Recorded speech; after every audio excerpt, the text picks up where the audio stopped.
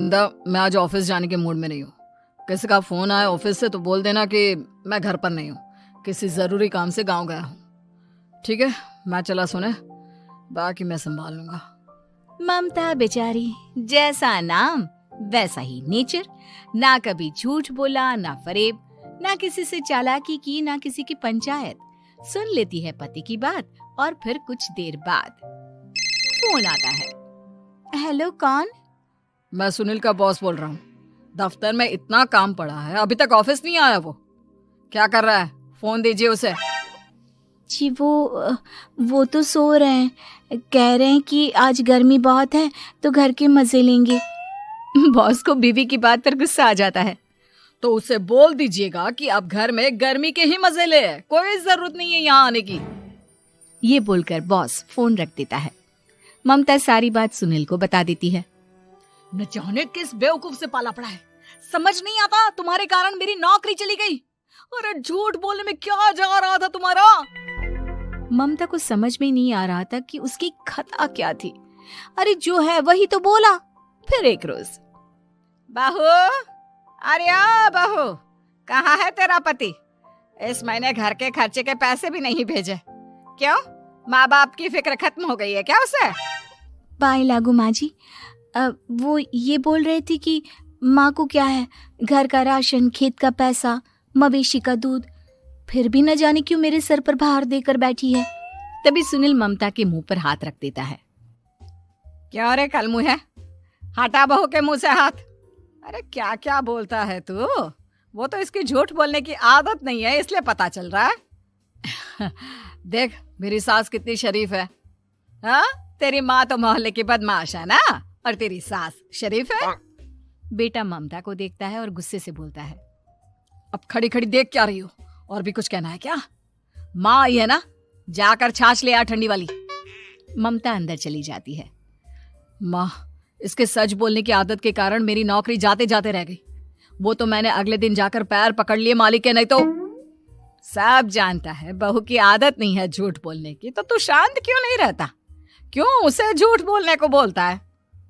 फिर एक रोज, बहू, जा अपनी पड़ोसन के पास और उससे बोल कि वो लाल वाली साड़ी जो उसने नए साल की पार्टी में पहनी थी, तुझे वो चाहिए। ना माँ जी, मुझे नहीं चाहिए।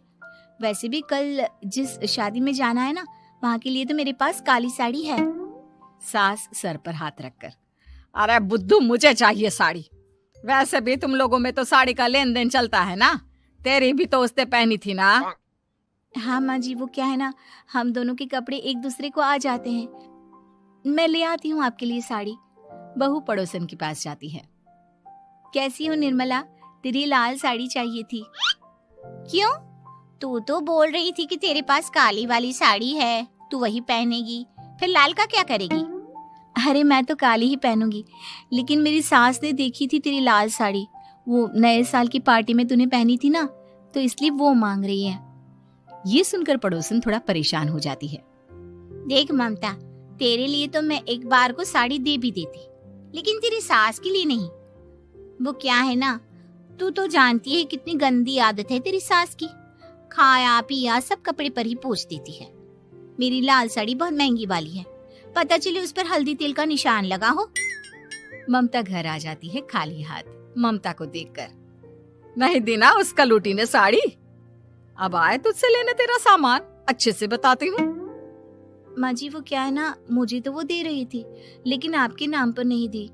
अरे किसने बोला था मेरा नाम लेने को? बोल देती तुझे पहनना है, लेकिन ना, तू तो ठहरी सच की देवी। न जाने सास क्या सोचती है और हंसने लगती है। अरे माँ, क्या हो गया? क्या सोचकर हंस रही है? याद है जब बहू को देखने गए थे? हाँ माँ, सही बात है।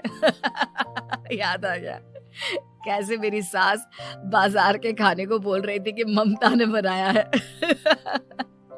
और बहू ने आकर सब बता दिया कि ये सारा खाना तो बाजार से आया है, वो भी कल्लू हलवाई की दुकान से।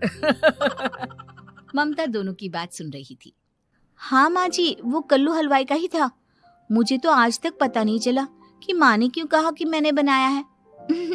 खैर, मैं तैयार होती हूँ, शादी में जाना है ना। पूरा परिवार शादी में जाता है, जहाँ खाना वाना खाकर सभी बैठे होते हैं कि एक औरत ममता की सास से कहती है, क्या बात है बहन जी, मेरी आपकी बात हुई थी तो आप तो बोल रही थी कि लाल साड़ी पहनने वाली हैं, तो मैंने ये काली पहन ली। पता होता कि आप लाल नहीं पहन रही हैं तो मैं ही अपनी लाल पहनाती।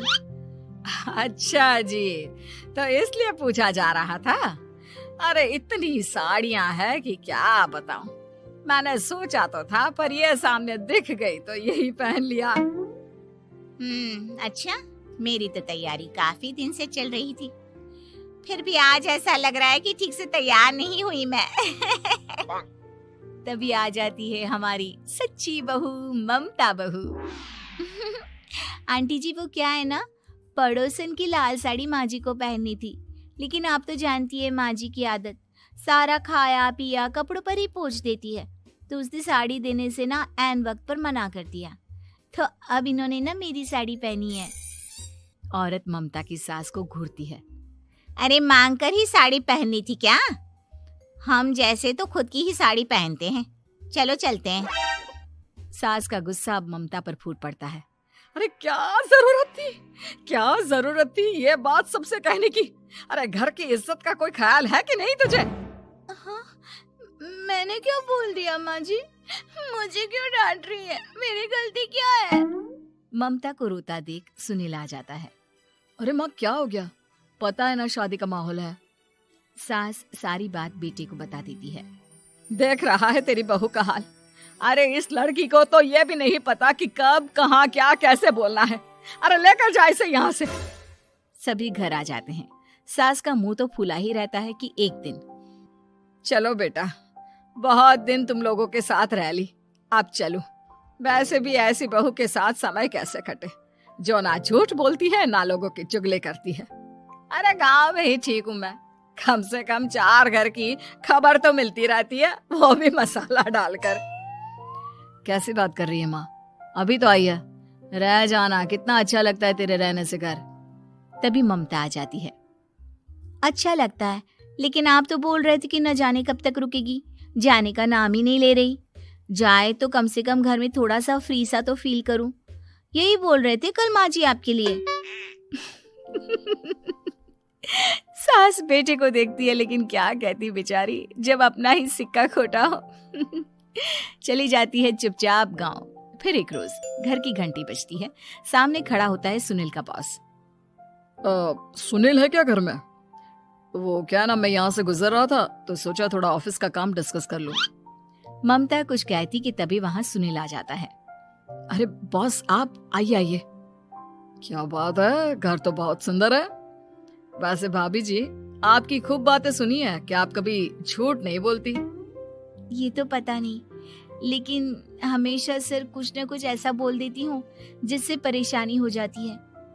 मैं ऐसा नहीं चाहती, लेकिन क्या करूँ। खैर, बॉस कुछ देर रुकता है, काम की बात होती है।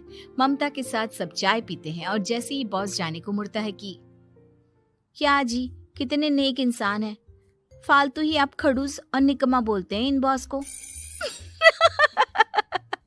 अब क्या, बॉस के कान तक खुद के लिए अनमोल वचन पड़ जाते हैं। और फिर ओह, तो ये बात है। और क्या कहता है ये?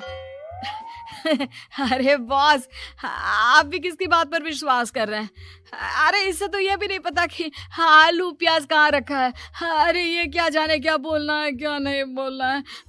मतलब जो मुंह में आ रहा है बोले जा रहा है। भाभी जी, आप बताइए। नहीं बॉस, लग रहा है कि कुछ गलत बोल गई मैं। वैसे ये सिर्फ इतना ही बोलते हैं कि आप में कोई टैलेंट है ही नहीं, आपकी नौकरी इन्हीं के कारण तो बची हुई है। अरे बस कर ले अम्मा, अब क्या करवा कर मानेगी, बड़ी मुश्किल से तो नौकरी बची थी मेरी। सही कहा, बची थी, लेकिन अब निकल गई। तेरे टैलेंट के भरोसे चल रही है ना मेरी नौकरी, अब देख तू। अच्छा, तो आप भी यही मानते हैं? वैसे ये बात तो है, सुनील काफी टैलेंटेड है। बॉस चला जाता है। सुनील सर पकड़कर बैठ जाता है। माना सच बोलना एक अच्छी आदत है, लेकिन ममता आज का समय ऐसा नहीं है। तुझे थोड़ा सा समाज को देखकर खुद को बदलना होगा, समझी? जी मुझे तो पता ही नहीं चलता कि मैं क्या गलत कर रही हूँ। यकीन मानिए मैं जानबूझकर नहीं करती। सुनील सोच लेता है कि वो किसी न किसी तरह अपनी बीवी के इस भोलेपन का इलाज करके रहेगा, लेकिन सवाल ये कि कैसे का जवाब अब मिल जाता है। और फिर एक रोज ममता की माँ आती है। ममता, तुझे तो पता है तेरे पापा का काम ठीक नहीं चल रहा है, कुछ पैसों की जरूरत थी, तेरे पास हो तो मदद कर दे बेटा।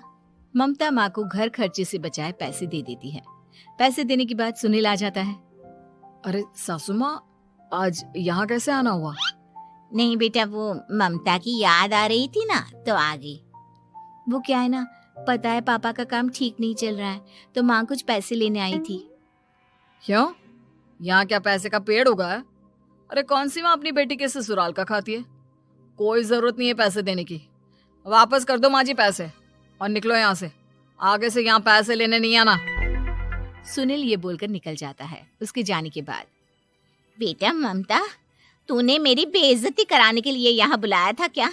अरे छोटा सा झूठ बोल देती तो तेरी माँ की इज्जत बच जाती, लेकिन चलती हूँ मैं।